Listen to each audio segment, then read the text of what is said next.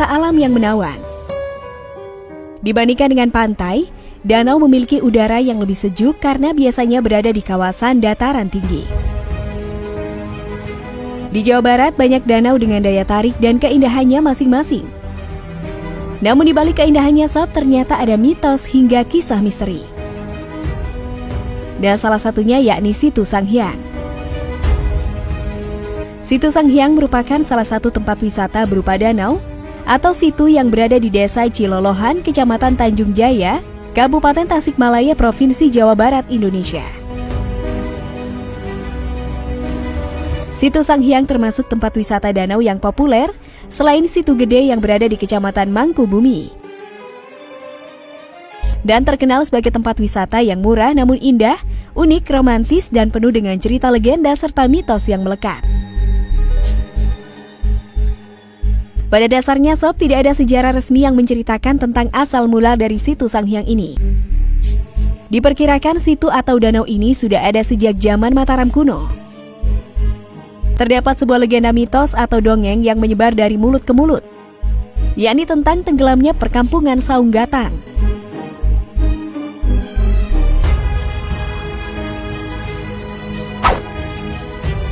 Sebelum lanjut, jangan lupa untuk tekan tombol like, dan bagi yang belum subscribe, Mimin ingatkan untuk tekan tombol subscribe-nya ya.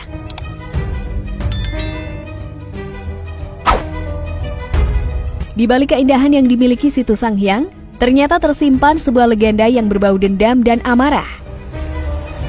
Bermula dari seorang anak raja yang tinggal di perkampungan Saung Gatang. Perkampungan Saung Gatang itu berada di kedalaman situ. Anak raja itu dikisahkan kepincut akan kecantikan seorang wanita. Kemudian sob, dia memerintahkan 2 orang pengawalnya untuk membawa ke bank desa tersebut supaya dapat dinikahi. Dan akhirnya para pengawal pun berhasil membawa gadis tersebut ke istana. Diadakanlah pesta besar-besaran selama 7 hari 7 malam. Ternyata sob, gadis tersebut sudah memiliki seorang suami yang pada saat itu sedang pergi ke kerajaan Mataram, yang bernama Resi Galunggung.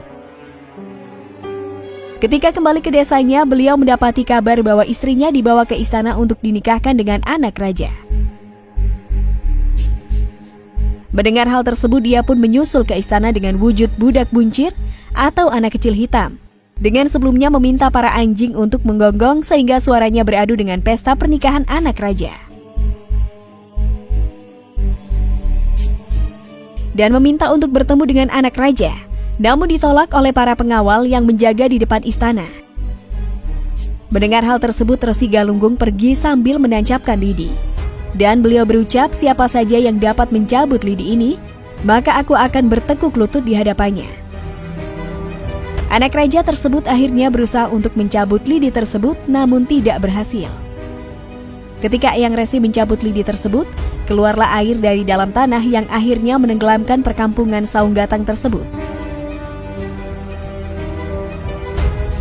Tak berhenti sampai di situ sob, Resi Galunggung pun mengucap sumpah yang mengatakan bahwa siapa saja yang meminum air dari tenggelamnya perkampungan Saung Gatang akan berubah menjadi ikan. Dan Resi Galunggung menyebut danau tersebut dengan nama Sanghyang.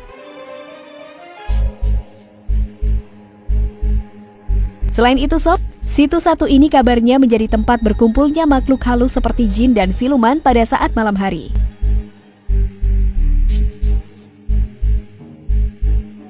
Terlepas dari hal tersebut, Situ Sanghyang memiliki alam yang indah dan menenangkan.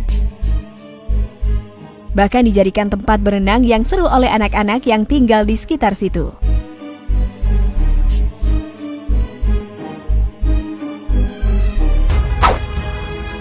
Nah, bagaimana kalau menurut pendapat kalian sob? Jangan lupa untuk tulis komentar kalian di bawah ini ya.